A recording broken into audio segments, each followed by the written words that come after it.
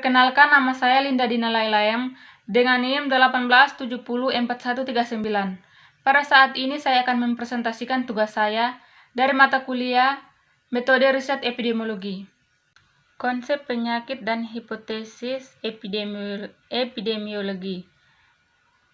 Definisi epidemiologi adalah ilmu yang mempelajari tentang sifat, penyebab, pengendalian, dan faktor yang mempengaruhi frekuensi dan distribusi kecacatan dan kematian dalam populasi manusia.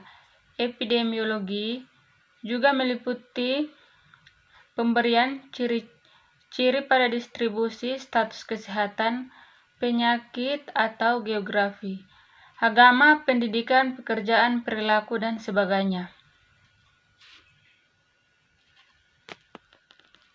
Yang kedua, ukuran frekuensi penyakit, definisi kasus insiden dan prevalensi rate dan resiko. Tujuan dasar dari penelitian epidemiologi adalah untuk menyelidiki hubungan antara paparan faktor risiko dan terjadinya suatu penyakit. Tujuan ini untuk membandingkan kejadian atau prevalensi penyakit pada sekelompok orang yang terpapar pada faktor risiko. Kita dapat membandingkan dua angka kejadian ini sebagai rasio untuk mendapatkan ukuran relatif efek paparan, atau kita dapat mengukur perbedaan dari dua angka kejadian untuk mendapatkan ukuran absolut dari efek paparan terhadap penyakit. Populasi di mana jumlah orang dengan dan tanpa penyakit tetap stabil dikenal sebagai static population. Dalam keadaan seperti ini, titik prevalensi suatu penyakit hampir sama dengan tingkat insiden dan durasi rata-rata penyakit. Meskipun kondisi tidak pernah ditemui dalam prakteknya, hubungan di atas memberikan cara praktis dalam membuat perkiraan kasar prevalensi dalam populasi ketika tidak ada perubahan dalam kejadian atau durasi penyakit. Yang ketiga, ukuran asosiasi atau ODDS rate dan risk ratio, perbedaan risk dan rate risiko yang disebabkan populasi. Ukuran rasio ODDS, nama lain ODDS relatif rasio cross product, rasio 2 ODDS yang digunakan dalam studi kasus kontrol untuk mengintimidasi rasio rate atau rasio risiko. Nilai rate dalam epidemiologi menunjukkan besarnya peristiwa yang terjadi terhadap jumlah keseluruhan penduduk dan peristiwa tersebut berlangsung dalam suatu batas waktu tertentu.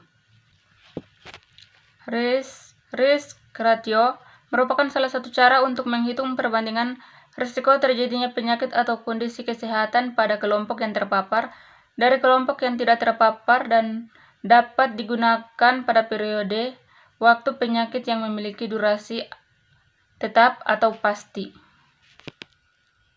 Penelitian ini menganalisis perbedaan tingkat keuntungan antara saham syairah dan konvensional. Penelitian ini juga membandingkan tingkat resiko kedua jenis saham tersebut. Penelitian ini memberikan gambaran kinerja kedua saham yang mempunyai karakteristik berbeda.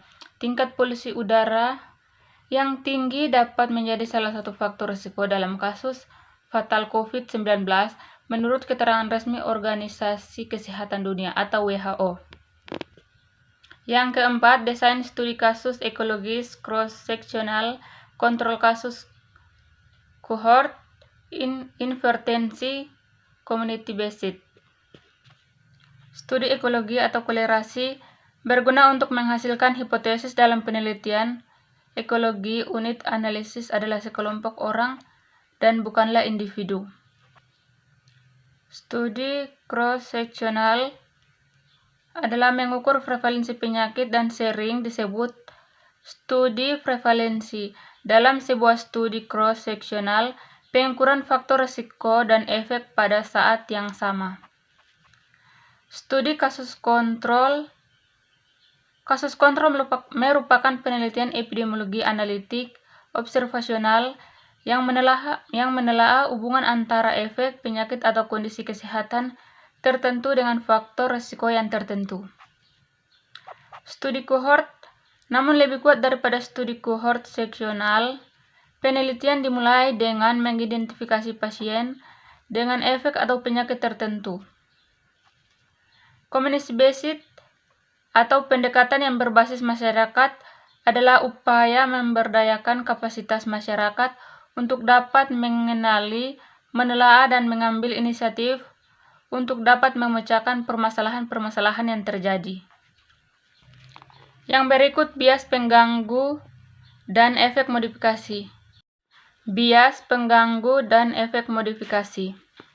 Suatu kondisi bias dalam mengestimasi efek paparan terhadap kejadian penyakit atau masalah kesehatan akibat perbandingan yang tidak seimbang antara kelompok ekspos dan non-ekspos. Suatu situasi di mana dua atau lebih faktor risiko sering memodifikasi besar dan atau arah efeknya terhadap kejadian outcome yang diteliti. Yang berikut analisis multivariabel logistik, Poisson, dan regresi binomial. Multivariabel ditunjukkan pada model uji statistik yang memiliki dua atau lebih variabel dependen atau respon variabel dengan beberapa variabel independen. Penggunaan nama alias multivariabel ditujukan kepada model uji statistik yang memiliki banyak variabel independen dengan suatu variabel dependen atau respon variabel. Regresi binomial adalah teknik analisis regresi di mana respon sering disebut sebagai Y memiliki distribusi binomial. Itu adalah jumlah keberhasilan dalam serangkaian gaya tampilan. Yang berikut adalah studi dan kekuatan sampel dalam studi epidemiologi. Ukuran dan kekuatan sampel adalah fitur penting dari setiap studi empiris, di mana tujuannya adalah untuk membuat kesimpulan tentang populasi dari sampel. Dalam praktiknya, ukuran sampel yang digunakan dalam penelitian biasanya ditentukan berdasarkan biaya, waktu, atau kenyamanan pengguna data.